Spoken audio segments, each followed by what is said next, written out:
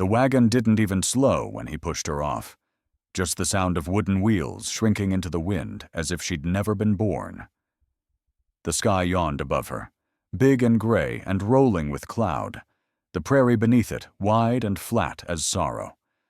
There was no protest from her father when he did it, no curse, no shout, just the thud of her small body hitting dirt and the snap of leather reins as the wagon pulled farther into the Kansas horizon.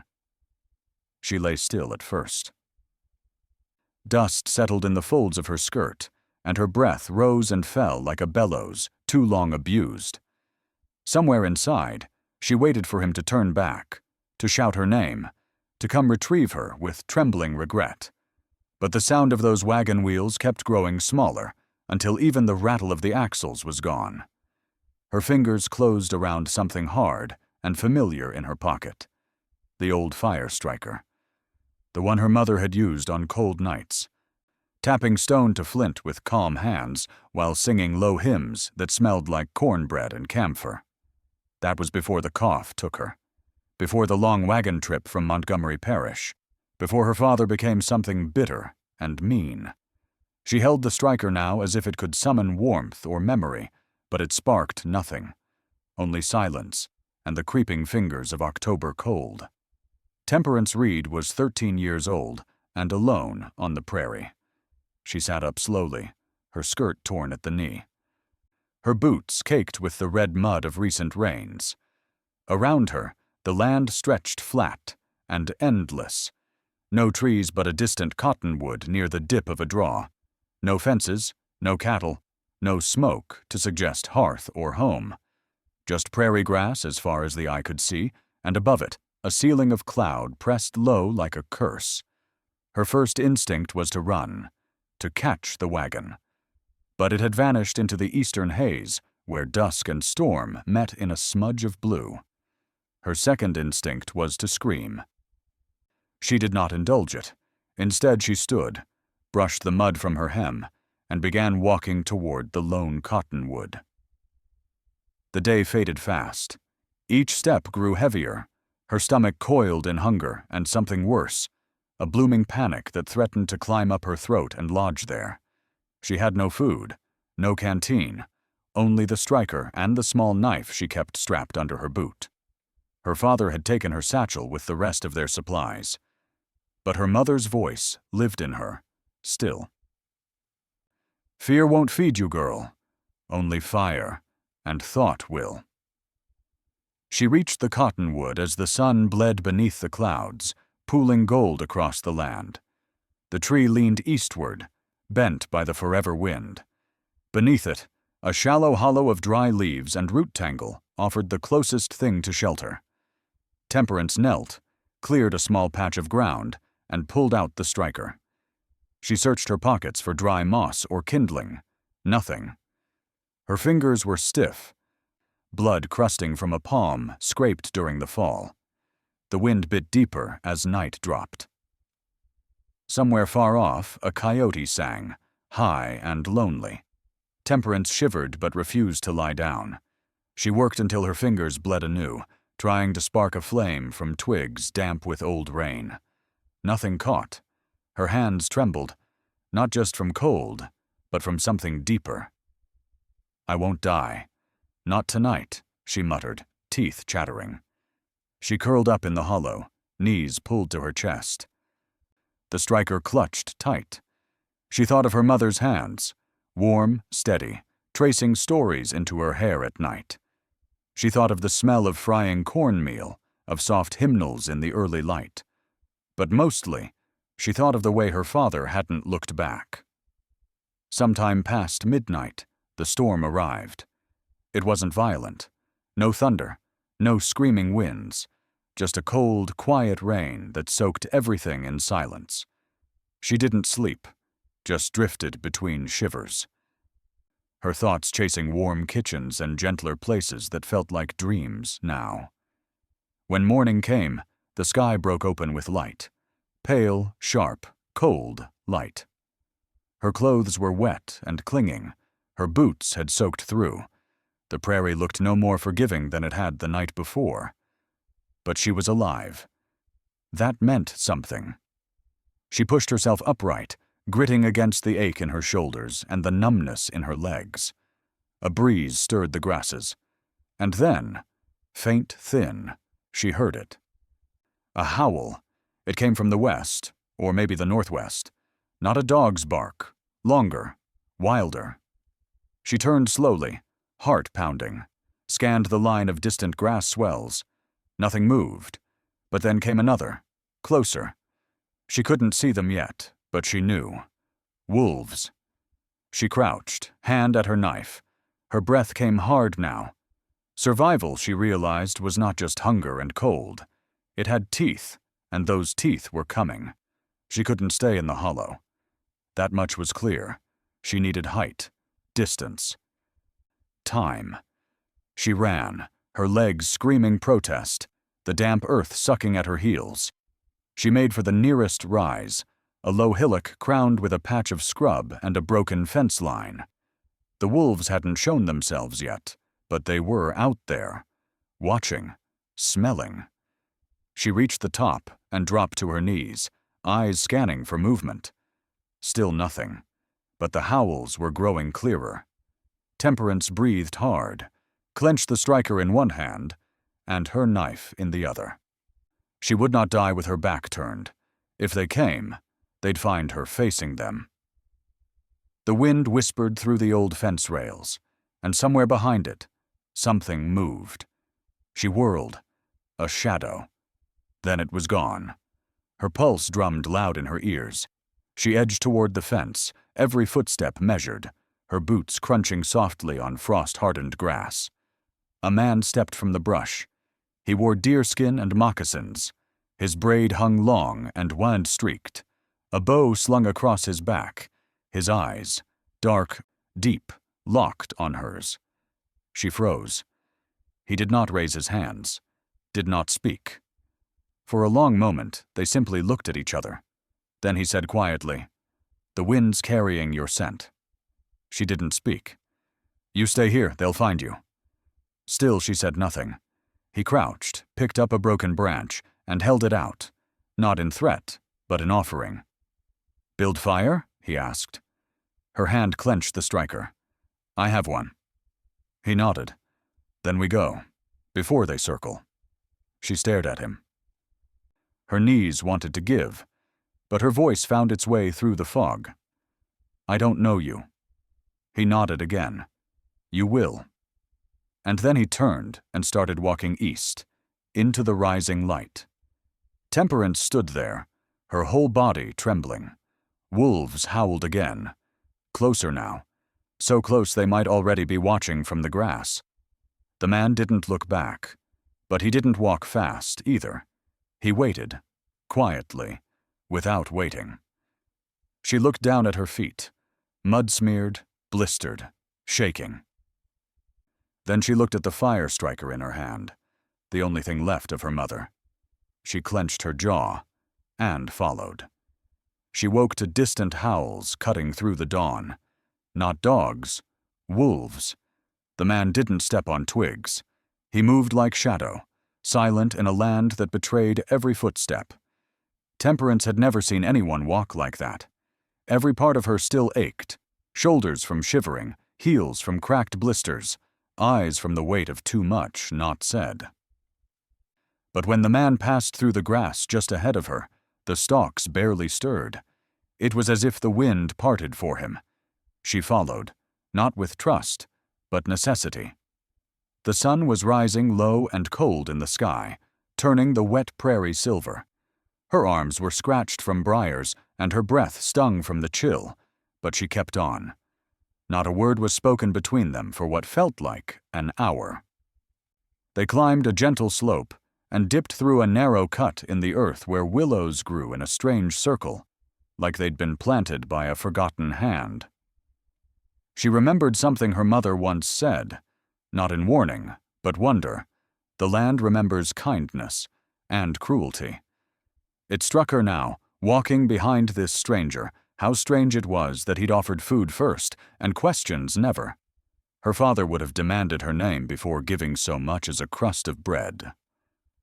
This man, He simply handed her a strip of smoked meat after the first hill, still warm from a pouch on his hip, and waited for her to take it. She did. Eventually. Hunger trumped caution.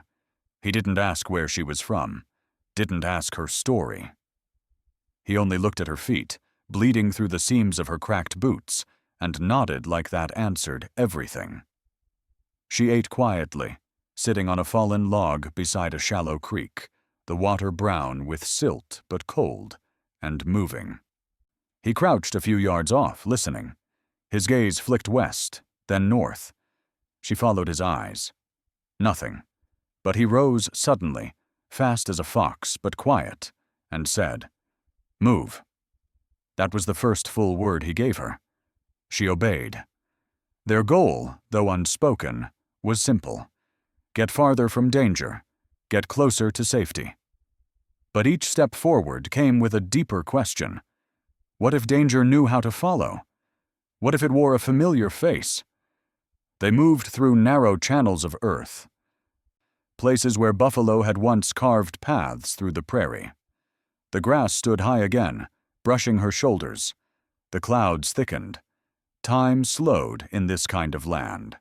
There were no bells, no ticking clocks, just the angle of light and the stretch of shadow. He finally spoke again when they reached a thicket of cottonwood saplings. "Your name?" She hesitated. "Temperance." He nodded like that name meant something, though it surely didn't. At least not yet. "Chaska," he said. "You're being followed." That wasn't a question. She didn't deny it.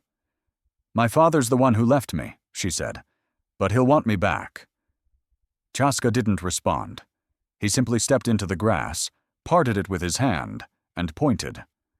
On the other side of the creek, 2 crows rose from the brush in a startle. Rifle fire echoed seconds later, far off, not aimed, but close enough to mean something. Temperance flinched. Chaska stayed still, watching the tree line. The shot had come from too far to be a threat, but not so far they could ignore it. "They're hunting?" she asked. "They think they are." The words were spoken not in fear, but pity. She swallowed hard. "Are you part of a group?" He nodded once. "I came south to find food for winter. They'll be near." "Will they take me in?" His jaw moved slightly, thinking. "They will if I say." "Why would you?" Chaska didn't answer. He just started walking again.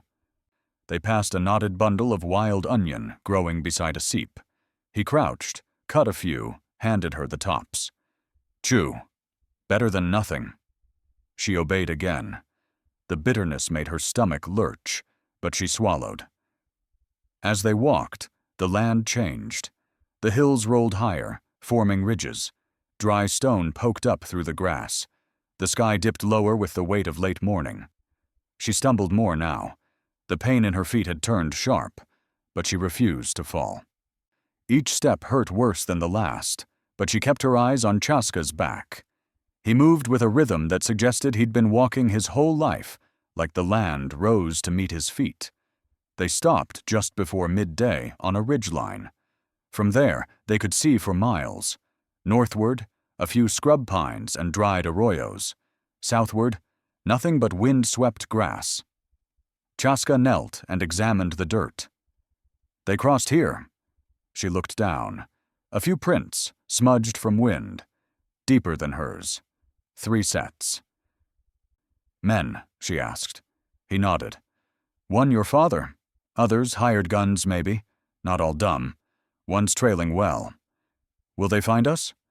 "They will try." She sat back on a flat stone, her legs throbbing. "Why would he come after me now?" she asked, more to herself. Chaska squatted beside her, quiet for a long time. "You said he left you." She nodded. "Men like that don't come back for love. They come back for gain." Her chest tightened.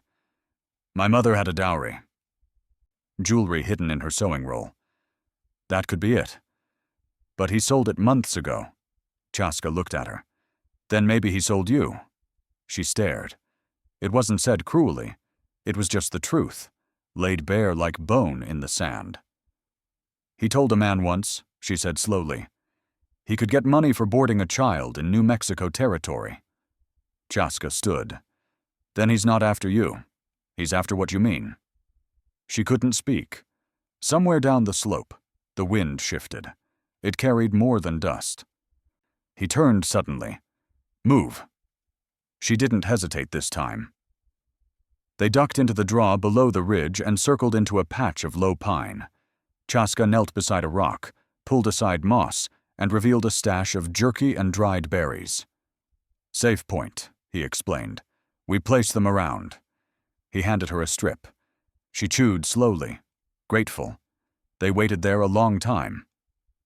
Chaska lit a piece of old sage, waved it to mask their scent. No sound came, no shots, but her skin prickled. When the sun began to dip behind the next rise, he looked at her feet. Blisters? She nodded. Bad. He handed her a piece of rabbit fur and a strip of buckskin. Wrap them. You'll need to move faster tonight. Tonight? He nodded. They'll make camp. We'll go wide. Backtrack. Lead them in circles. It made sense, but it also meant walking for hours more. She did it anyway. By nightfall, the first stars came out. Cold and bright. The wind was softer now, more cautious. They crept along the ridge again. He motioned her low, hands and knees now. She followed. And then she saw it. Below them, on the next plain, 3 figures around a fire. Horses tethered, a pot hanging, laughter drifting. One man lifted a flask. Another fired a shot into the dark for sport. Temperance watched the firelight glint off something metal. Was that her father's rifle? They're close, she whispered. They think they are. She turned to him. Can we stop them? He didn't smile. But there was something near to it in his eyes. Not now. Not tonight. Then when? Chaska pointed behind them. We do not run now. We turn the trail. He reached into his pack and pulled out a length of vine cord, rough and strong. Then he pointed at a sapling just up the hill. Tonight, you set your first snare. The wind changed just after dusk, carrying more than the chill. It carried intent. Temperance crouched low behind the ridge, eyes narrowed, breath held. The light had gone from gold to gray, and every sound now seemed sharp as a blade. Dry leaves rattled against her ankles. An owl passed overhead without a sound. Beneath the slope, a fire flickered. 3 men seated around it, their rifles leaning easy against a nearby stump. One laughed too loud, sharp like a rusted bell.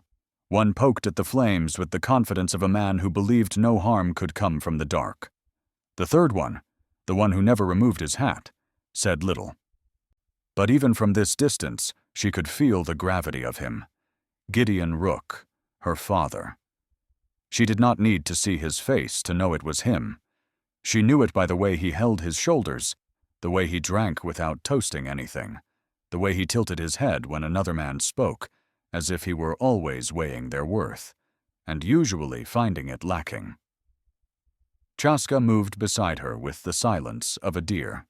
He pointed to the slope, low and narrow, where the men's horses were tethered in a shallow hollow, heads down, tails swatting lazily at flies. Then he pointed to the draw just west of the camp, dry, brush-choked, ideal for approach. It was happening now. The ambush they had spoken of only briefly. The snare Temperance had laid earlier that day was tucked beneath that draw, stretched tight across a natural path between brush and rock. The bait, her footprints deliberately left, curved toward it like a question waiting for an answer. Tonight's goal wasn't just survival. It was reversal. Let the hunted turn predator. Let the lie walk straight into its own reckoning. Temperance steadied herself. The night had cooled sharply. The stars had not yet fully revealed themselves, but the sky pressed heavy, full of hidden watchers. Somewhere behind her, wounded elk circled wide, taking up a flanking position. Fox singing was in the trees, his bow drawn, watching for movement. The men at the fire had no idea what circled them now. They were laughing about something. She could hear it in bursts. One voice, loud and gravel-thick, said something crude about finding the girl first, and the others chuckled like it was sport. Temperance felt her fingers tighten around the grip of her knife. Chaska leaned close, whispered against the wind. They'll split soon, one to piss, one to scout. And they did. The scout came first. Thin man, long arms, rifle over his shoulder, walking slow, lazy. He saw the footprints. He followed them. Temperance tensed, not because of fear, though it sat heavy in her gut, but because she didn't want to blink and miss it. The man stepped between the rocks. His boot landed on the snare line. The sound was sudden. Twang, snap, a body yanked sideways. He cried out once, not a scream, just a shout of surprise and pain as the trap whipped him off his feet and slammed him against the ground. He thrashed once, twice, then lay still, winded, caught. The camp exploded. The second man leapt up, firing blindly into the trees. A bullet sliced through a branch overhead. Temperance dropped low. Fox Singing's arrow found its mark seconds later, buried clean in the man's thigh. He screamed, dropped the rifle, staggered toward the fire. Blood pooled fast. Then Gideon stood. He didn't fire. He didn't shout. He simply grabbed his rifle, looked straight toward the ridge where Chaska and Temperance had hidden, and ran. Not toward them. Away. Temperance blinked, stunned. Chaska rose to a crouch, eyes fixed on Gideon's retreating figure. "He's fleeing," she whispered. Chaska nodded, already moving. "Cowards always do." Temperance followed without thinking. Not for the kill, for the truth. They moved downhill fast, past the writhing man caught in her snare. He was conscious now, cursing through a split lip, and circled around the camp. The man with the arrow in his thigh was still screaming, but no longer moving. Fox Singing appeared from the trees, calm, methodical, checking the scene. Wounded Elk joined them from the south, breath steady. No deaths, but 2 captured, and Gideon Rook gone. Chaska returned minutes later. No sign. The man had taken a horse and vanished into the brush, doubling back south. He was no fool. He had known this moment was coming, and he had prepared for the moment he might need to escape his own lies. Temperance stood still amid the smoking fire, her heart thudding with something that wasn't quite victory. "You set the snare," Chaska said. She nodded. He looked at her, long and deep. "And he ran from it." She looked away, throat tight. "He left me again." This time, Chaska didn't answer. She walked over to the man still caught in her snare. He was trying to cut himself free with a boot knife, but she reached him first, pressed her boot down on his wrist, and took the blade. "You knew," she said. The man spat blood. "Knew what?" "You knew what he planned to do with me." The man didn't respond. Chaska joined her, silent. "He's not a man," she said, voice low. "He's a traitor, in girls." The man looked away. Fox Singing retrieved rope from one of the saddlebags, bound both prisoners hand and foot. Wounded Elk built a fire wider, warmer now. There would be a council come dawn. Stories would be heard. And for the first time in her life, Temperance knew she'd be allowed to tell hers without being shouted down. She sat near the edge of the fire, arms wrapped around her knees, staring into the flames.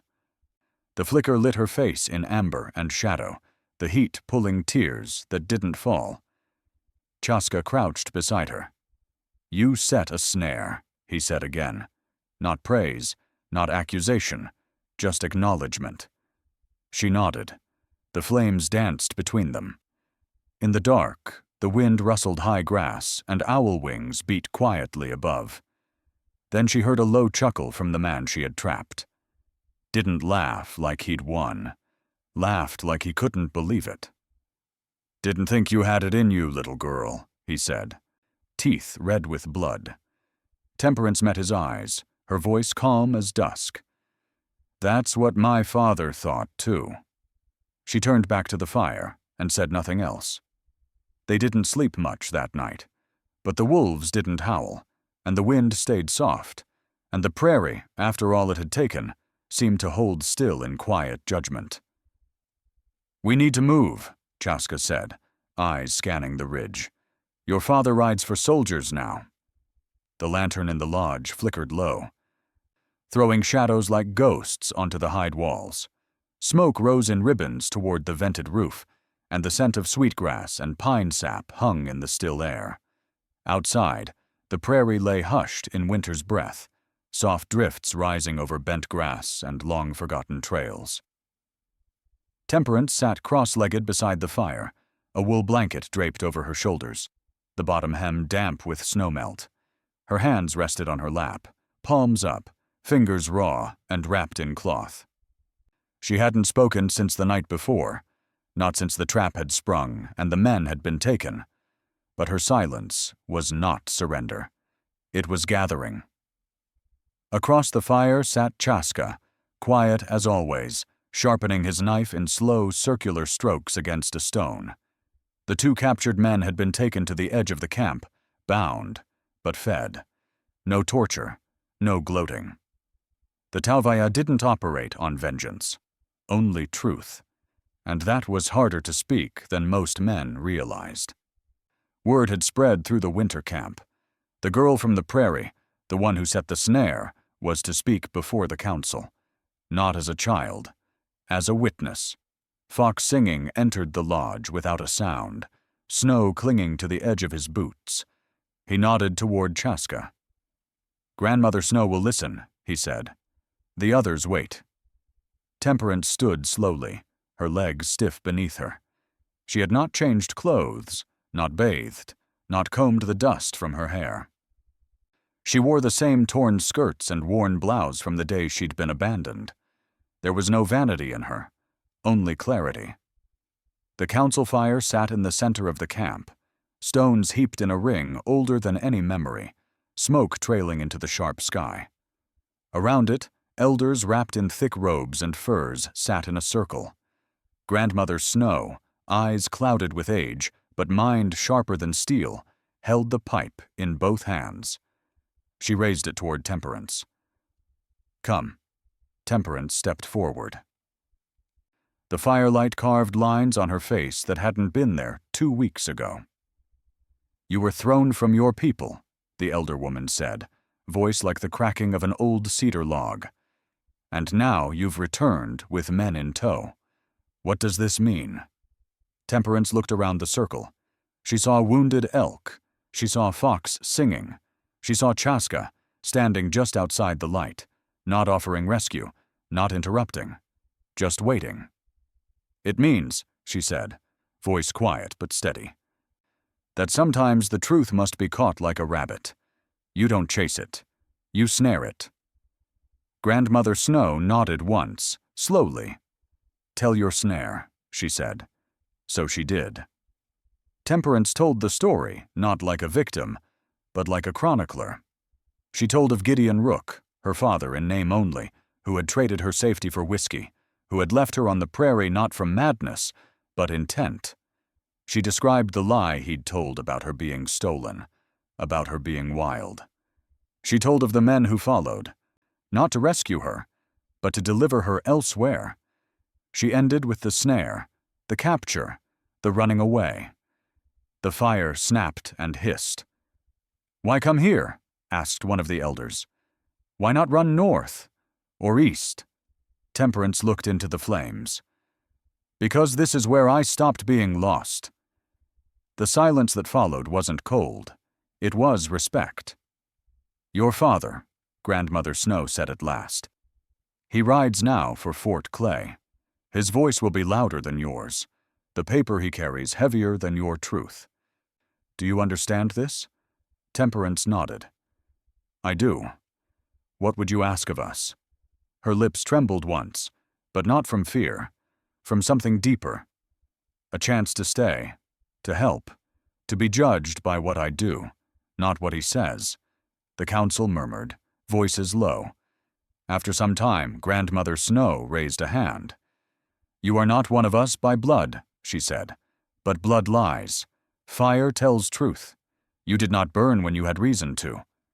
Temperance met her gaze. "So you may stay. You will sleep in the winter tent. You will gather water, you will learn, and when he comes, as he will, we will not hide you. We will stand around you. But you must speak again, stronger than you did tonight." Temperance bowed her head. The fire crackled. A decision had been made. That evening, she moved her bedroll to the edge of the winter tent, low and wide, lined with elk hide. Children gathered around her, curious, some whispering. One girl offered her a carved bone button. Another handed her a strip of dried apple. They didn't speak her tongue, not all of them, but the gesture was enough. She learned how to fill water skins from the snowmelt stream. She learned how to twist sinew into thread, how to rub pine sap into cracked skin. The women didn't coddle her. They watched to see if she'd ask questions, or only take. She gave more than she took. And soon, one morning, Chaska handed her a deer-hide dress, simple, warm, with stitching along the sleeves that looked like river reeds. "You'll need this," he said. She touched the fabric with reverence. "Is it mine? If you keep it warm."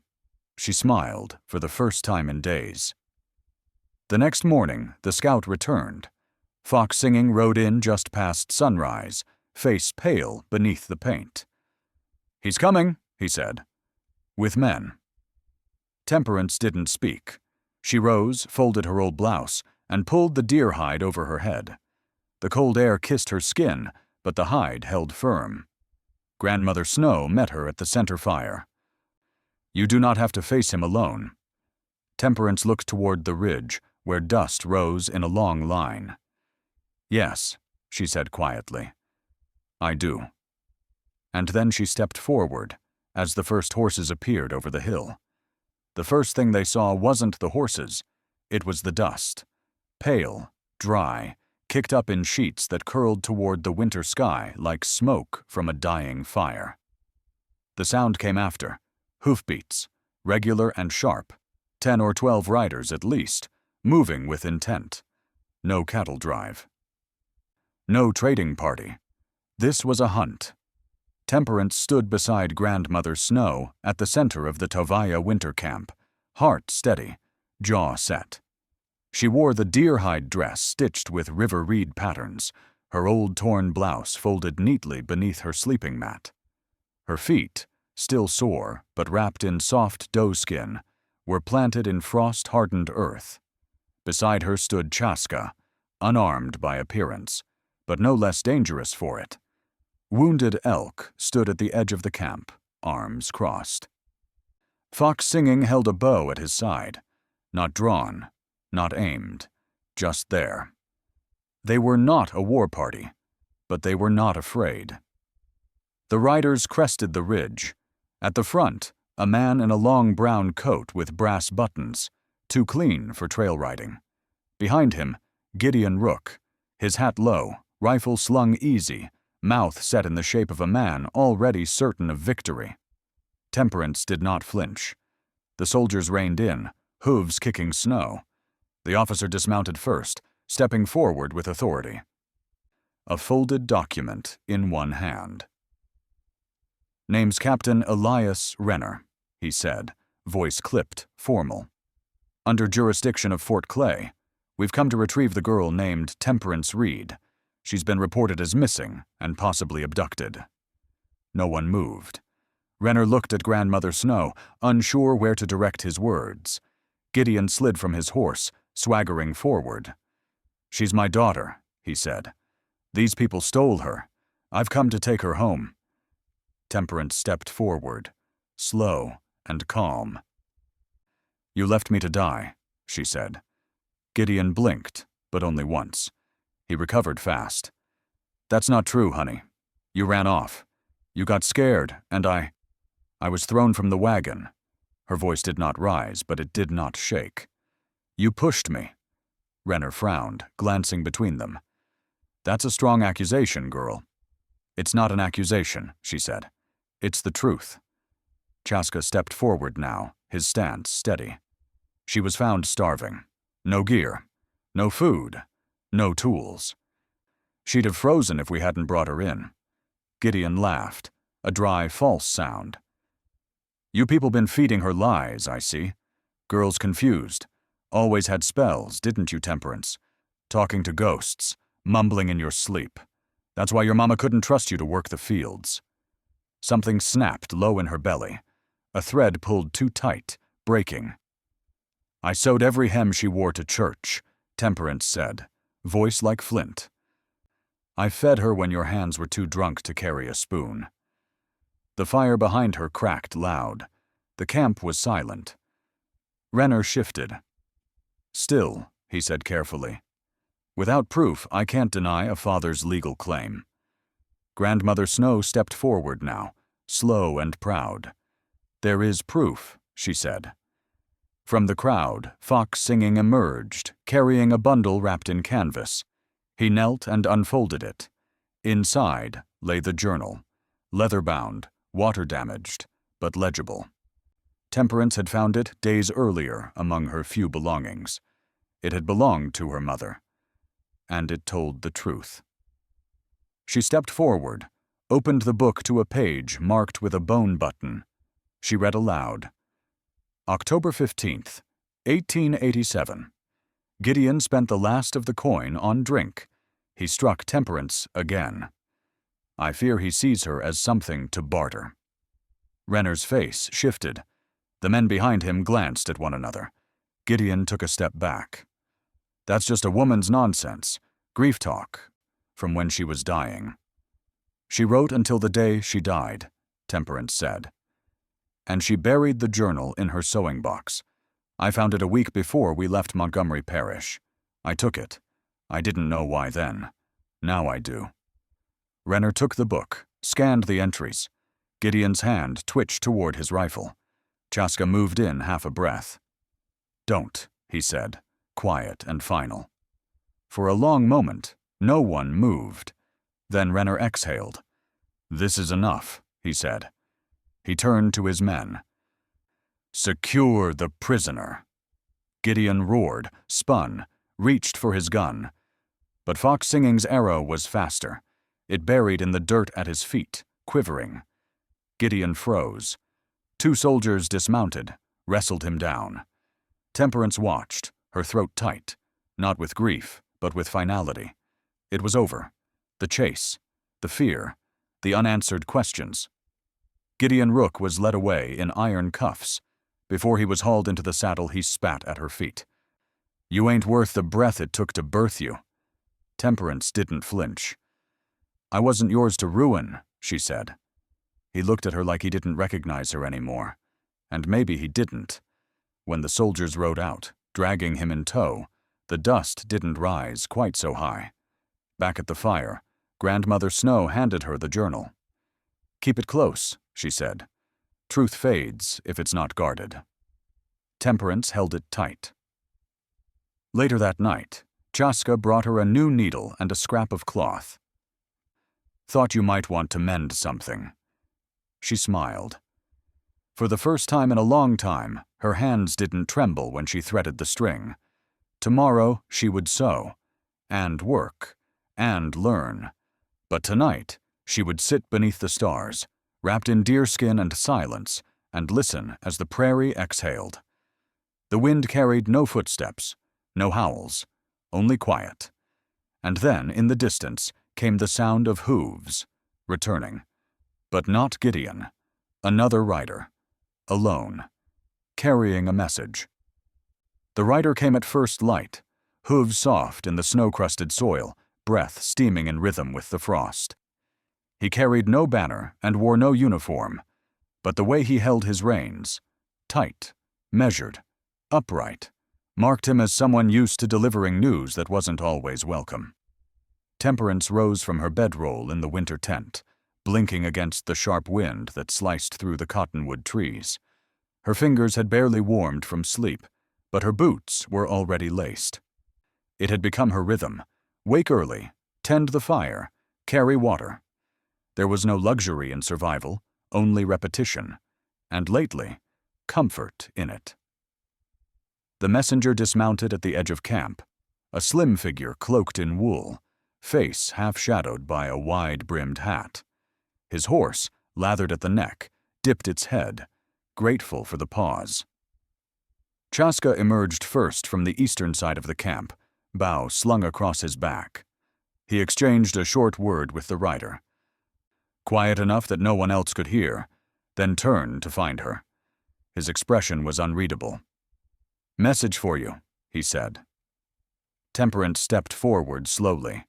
Her boots crunched over thin frost, and every breath she took curled into the morning light like threads of smoke. The rider handed her a folded envelope. The paper was stiff, corners bruised from travel, the seal broken but not removed. Inside was a letter. The ink faded and rushed. Her fingers trembled as she unfolded it. It was from a woman named Mabel Ashcroft. "I do not know what your father told you," the letter began, "but I suspect it was false. My name is Mabel, and I was once your mother's closest friend." Temperance read each line as though it might unravel something inside her. The words told a different story than the one she'd been raised to believe, about her mother's years before marrying Gideon, about the parcel of land she once inherited from a widowed cousin in Red Rock, about a deed her father had hidden, forged, and tried to sell more than once. There were names, men who might remember, papers buried under names not hers, and somewhere near Red Rock, if the letter was right, a boarded-up post office that still held her mother's signature on the ledger from 20 years prior. When she finished, her hand stayed still, eyes unfocused. "There's more," Chaska said gently. She looked up. "The man who brought it, he was paid to deliver it by someone in Dry Cedar Bluff town. Said he didn't wait for a reply. Said he was told if the girl was still alive, she'd know what to do." Temperance folded the letter carefully, then tucked it into her sleeve near her wrist. Her breath came slow, frost-cracked lips tight with thought.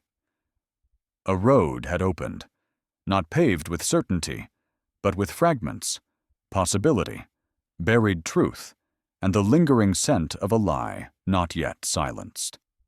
Grandmother Snow met her at the center fire. "You've been claimed, child," she said, "by blood and name." "I've been erased," Temperance answered, "and now someone remembers." Snow nodded, long and slow. "Do you go?" Temperance's voice was soft. "I have to." Fox singing and wounded elk packed the horses. They did not ask why, only when. By the next morning the camp had thinned behind her. Temperance rode at Chaska's side, wind pressing against her cheeks, the taste of iron and smoke in the air. The land was changing now. Less snow, more sage. The horizon cracked open with low red ridges and the skeletons of fence posts. They camped by a dry arroyo the second night, close enough to Red Rock to smell the pine smoke on the wind. That night, by firelight, Chaska unrolled a scrap of charcoal drawing. It was a crude map. At the center, Red Rock. To the south, marked faintly in smudged pencil, Old Post, west of River Bend. She leaned closer. "My mother wrote letters there," she whispered. "She never told me, but Mabel's letter said she always used that post office. Not for deliveries, for safekeeping." Chaska didn't respond. They rose before dawn and crossed into Red Rock by midday. It wasn't much of a town. 2 streets, one leaning church, and a main road where the general store, tavern, and post office all slouched against one another, like weary men after a long day. The post office was shuttered. Dust filmed thick over the windows. The bell above the door had long since rusted off. Chaska pushed the door gently. It creaked, then opened. Inside, the air was cold and still. Sacks of undelivered mail sagged against one wall. A ledger book lay open on a slanted desk, its ink faded nearly to dust. Temperance moved to the corner behind the counter, where a row of drawers stood half open. She began searching. Not frantically, intentionally. Each envelope was yellowed, brittle. Most were addressed to names she didn't know. She checked postmarks, dates, handwriting. She opened nothing that wasn't hers, until she found it. A brown envelope tied with red string. On the front, written in her mother's hand, "For Temperance," in the spring of her truth. Her breath caught. She untied it slowly. Inside was a deed, not copied, original, her mother's name in full, and tucked inside that, 3 pages of handwritten notes, maps, a list of neighbors, a sketch of a land parcel near Dry Creek, marked with the initials TR. Tears came quiet and steady. She was trying to leave him, she said aloud. She meant for us to go. Chaska looked at the doorway, one hand near his belt knife. We should go. It's not safe here long. They stepped outside, the light of late afternoon turning the dust into gold. Somewhere, a wind chime rang faintly from the eave of the tavern, and then a sound behind them, metal clicking, a rifle. Don't move. The voice belonged to a man in a gray coat. He stepped from the alley, muzzle aimed at Chaska's chest. 2 more followed. I believe you've found something that doesn't belong to you, the man said. Temperance gripped the envelope tight, heart hammering. Chaska didn't blink, but the rifle didn't waver. You can hand it over, the man said, or you can die trying to keep it. Either way, it's coming with us. Sometimes when the wind dies down just enough to hear your own breath, and the last light spills gold across the ridges. You'll remember a story like this, not because of its thunder, but because of its silence. You'll remember the quiet bravery in a girl's hands as she stitched her past together with deer sinew and half-frozen resolve. You'll remember the way snowflakes clung to the hem of her skirt that morning she chose not to run. Somewhere in the settling dust of Red Rock, an old post office still holds the smell of dry pine and secrets scrawled in fading ink. The wooden desk still creaks when leaned upon, as if weary from holding up too many truths too long. There was once a man who rode out believing his name could bury the past, but even a long shadow cannot cover the sun forever. There was once a girl who had no name worth saying aloud, until she earned one of her own by standing, not for glory, but because sitting would have been surrender. A trap was set, not for vengeance, but for clarity. A letter was read aloud to the fire, and though few could read the words, all understood the meaning. Ashes fall the same for the righteous and the cruel, but what's built after the burning tells you who stood with honor. The prairie does not forget footsteps. It just covers them in time, waiting for someone brave enough to uncover them again. Somewhere, a single button carved from bone lies sewn into the hem of a young woman's new dress, and no one knows it's there except her, and that makes it sacred. The hoot of an owl, the hush of snowfall, the crack of ice at the edge of the water, these sounds were witnesses too. And those horses, steam-breathing beneath moonlight, they remember. They always do. Justice did not gallop in loud. It rode in quiet and late, with its hat pulled low and sorrow in its pockets. The soldiers may not tell this story, and the townsfolk might pretend they never heard it, but the wind has its ways. Some say the truth needs believers, but this one only needed a keeper. Forgiveness didn't come all at once. It came like thaw, slow, uneven, but inevitable. A name was spoken aloud, not in bitterness, but in recognition. A woman's hands once used for kneading bread and brushing hair had also left maps behind, stitched into margins and tucked between folds. Her daughter found them, and she followed. If you listen close, you can still hear hoofbeats along the arroyo edge, echoes of decisions made in twilight. In this land, where wildflowers grow from graves and ghost towns echo with children's laughter not yet born, the truth has a long memory. So does kindness. There are still places where no road goes, but a soul might arrive all the same.